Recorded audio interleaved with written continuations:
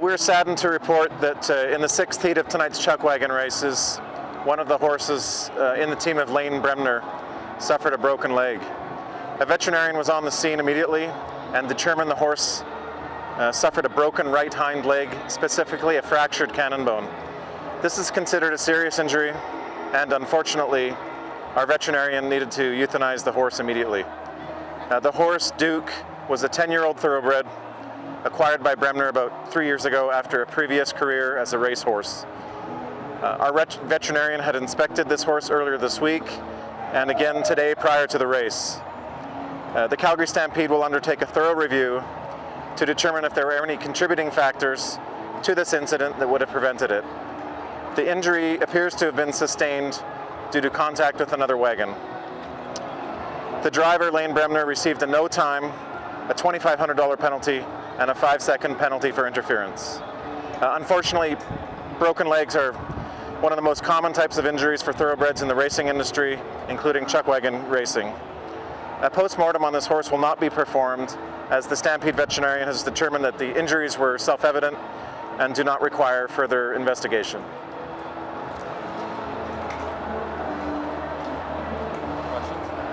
Questions? So you said the horse was inspected earlier as well as in the past week. Was there any concern, or was it up to standard? This is part of our standard Fitness to Compete program, which inspects all horses when they arrive on the park, a complete musculoskeletal checkup, and then again each day prior to the race, fitness check to ensure that the horse is fit for competition that evening.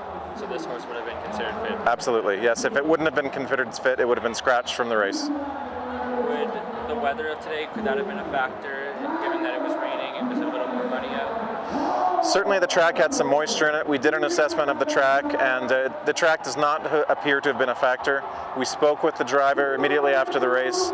In his opinion, the track was not a factor. It is something that will be part of the review, but at this stage the track conditions do not appear to be part of the factor.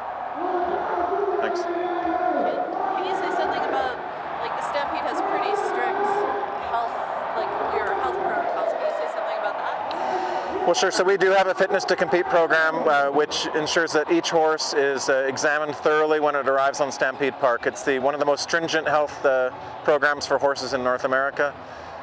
If we do discover any horses that are not fit for competition, whether as part of their initial examination or in their daily examinations, we do remove those horses from competition.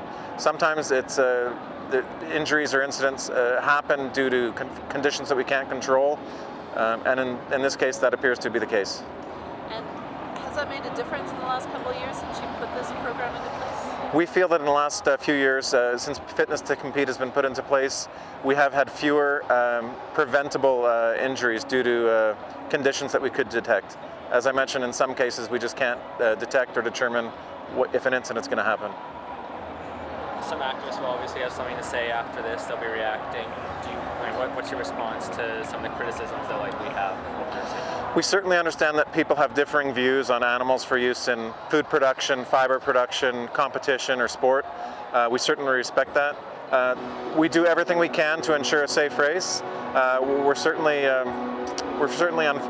saddened about this incident. We feel for the driver and the rest of his outfit and his team. We'll learn from it what we can, and we'll continue to pride ourselves on running a strong program here at the Calgary Stampede.